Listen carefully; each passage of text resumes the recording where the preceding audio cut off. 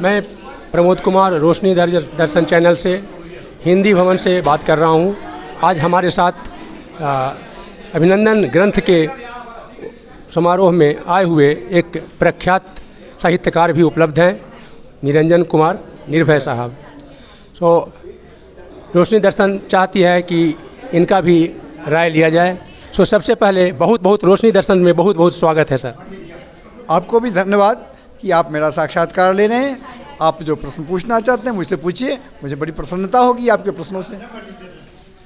सर्वप्रथम हमें ये बताइए कि आज इस कार्यक्रम में जिसका अभिनंदन ग्रंथ नाम था, इसमें आप उपलब्ध हुए हैं, इस पर थोड़ा प्रकाश डालिए कि अभिनंदन ग्रंथ जो है वो है क्या और इससे समाज को क्या फ़ायदा है, समाज को क्या क्या मिलने वाला है।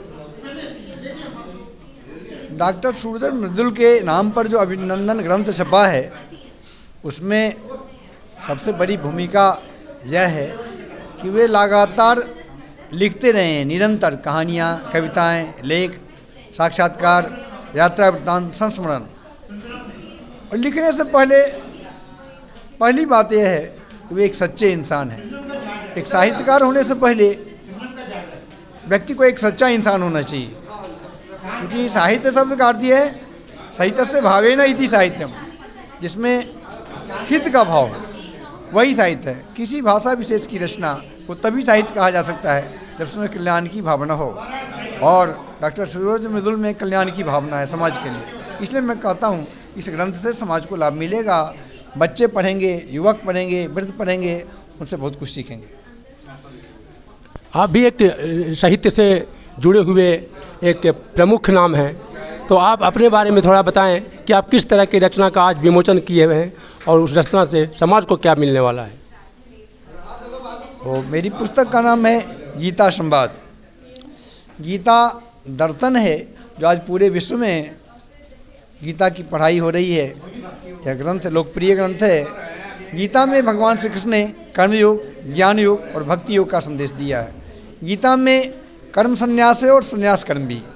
कर्म संन्यास गृहस्थ में रहते हुए हम किस तरीके से सन्यासी भाव की तरह जिएँ, और संन्यास में रहते हुए हम किस तरीके से कार्य करें, संसार के लिए कार्य करें, दोनों का अद्भुत वर्णन वेद व्यास जी ने किया है। महाभारत के भीष्म पर्व से यह लिया गया है। 25वें श्लोक से लेकर के 25वें अध्याय से लेकर 40वें अध्याय तक गीता का उसमें वर्णन है। अब गीता को गीता क्यों कहा जाता है यह जानिए। गायंती इति गीता, जिसे गाया जा सके। तो गीता में अब जिस भी अध्याय को उल्टेंगे लिखा हुआ गीता उपनिषदु, यह बात सभी नहीं बताएंगे। गीता को 108 उपनिषदों में स्थान दिया गया है, जबकि उपनिषद नहीं है। क्यों? इसीलिए दिया गया। उपनिषद का अर्थ है पास में बैठ करके समझाना। तो गीता जो है श्रीमद् भगवद गीता पूरा नाम है। गीता ग्रंथ में शुरुआत में लिखा है धर्म क्षेत्रे कुरुक्षेत्रे संवेता युष्वः मामका पांडवाश्चैव किम कुर्वता संजय। कुरुक्षेत्र रूपी धर्म क्षेत्र में हे संजय, पांडव के पुत्र और मेरे पुत्र कहाँ क्या करें। बड़े आश्चर्य की बात है कि महात्मा लोकमान्य तिलक से लेकर महात्मा गांधी, विनोबा भावे, किसी ने भी यह चर्चा नहीं की। और कौन सी चर्चा है? धर्म क्षेत्रे कुरुक्षेत्रे संवेता युष्व, संवेत युष्सु समेत। तो हाँ, युष्सु की भी चर्चा है।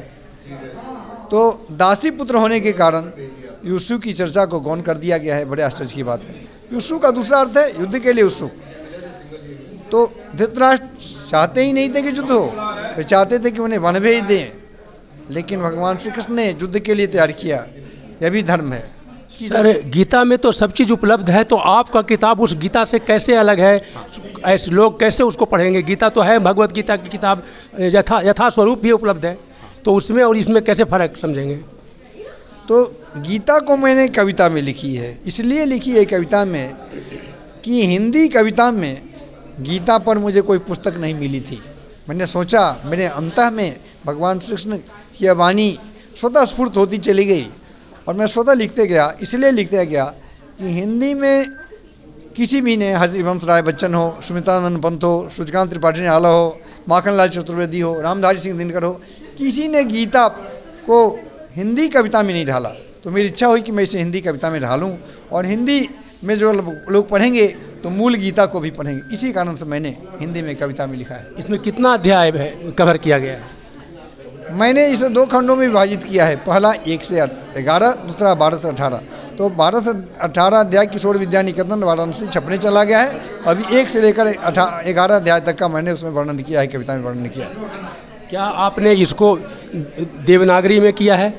हाँ, यह हिंदी में देवनागरी लिपि में लिखी हुई पुस्तक है मेरी। एक इसका दाम आपने कहा कितना रखा है? दाम मैंने इसका 120 रुपये रखा है।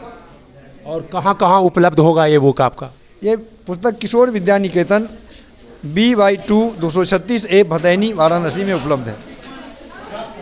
निरंजन कुमार निर्भय साहब, आपने एक बहुत ही सराहनीय काम किया है, क्योंकि आज के युग में कलयुग चल रहा है, ऐसे में गीता का, भगवान कृष्ण का कहा हुआ एक एक वर्ड जो है वो समाज के काम आएगा।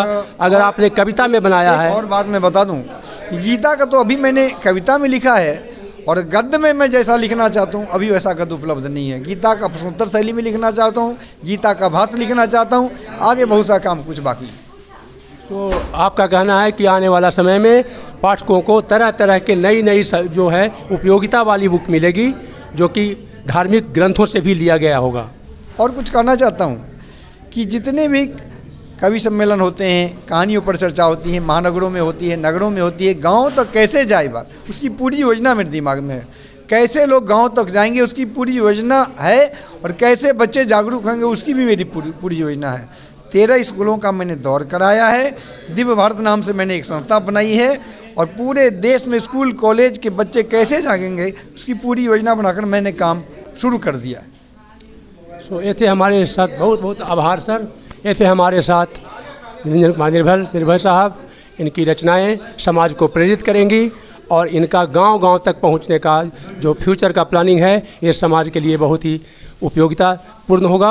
और आने वाला समय में साहित्य बहुत आगे जाएगा, भारत में ही नहीं पूरे विश्व में साहित्य का नाम होगा।